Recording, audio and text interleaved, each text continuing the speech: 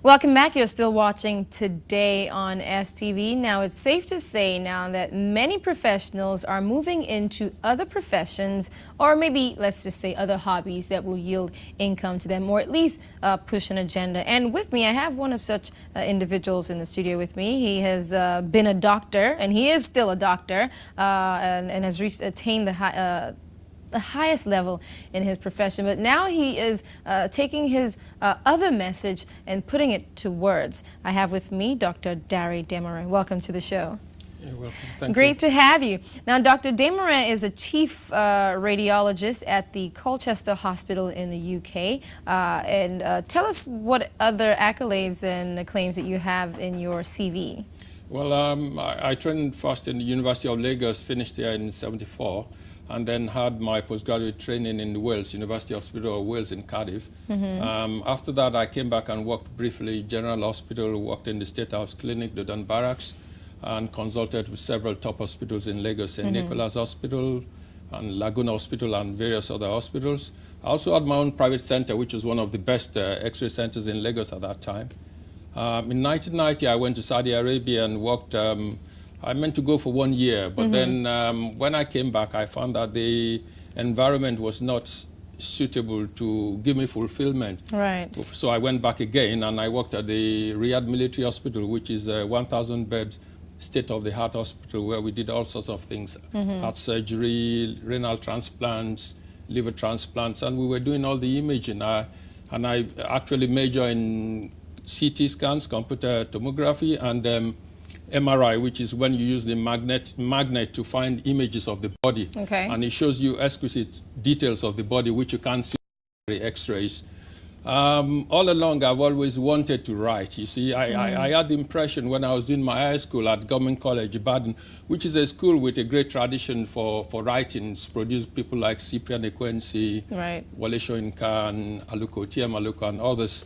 I always said if I didn't do medicine, I'll do some writing. Some writing, okay. Yeah, all right, now let's hold off on the writing side of Dr. Demuren. Let's go back now to the medical side. You were telling me in our pre-chat that you know, that 1 year that you spent in Saudi Arabia, and then you came back. It was a testament to the fact that Nigeria's medical facilities and the medical industry was really lagging. Talk to us some more about that, and have you seen any improvement since you've moved over to the UK and perhaps have been coming to Nigeria more often? Well, the first thing that struck me when I got to Saudi Arabia was that they didn't have power failure.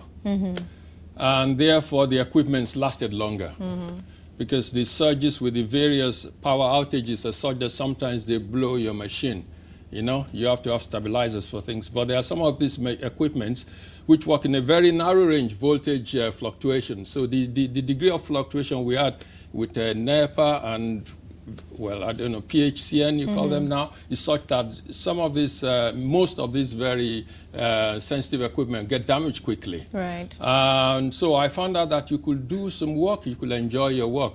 And also I recall that when I started at General Hospital Lagos, for the first 3 months, it was 3 months wasted, 3 months of my life. We didn't have any films to work with. So we came to work in the morning and we drank coffee, we read the newspapers, and they said no films. I'd never come across that sort of experience, right, you know? Now, what does that do to your morale as a doctor whose mission in life is to save lives? And then you sit there, like you said, you're reading papers and drinking coffee, and you can't really do much. It's quite depressing, you know. And it's depressing. It was a shock because I had just come back from my postgraduate studies with all this zeal and enthusiasm. I wanted to do a lot of things, you know. And then you get into a system, and slowly, if you're not careful, it's going to drag you down. Right. It you get jaded. You get jaded. You just join the system. So the only thing was that was one of the reasons why I decided then to start consulting,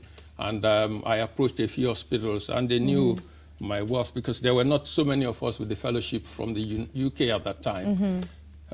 You could count them on your fingers of one hand, the number of people with the fellowship in radiology.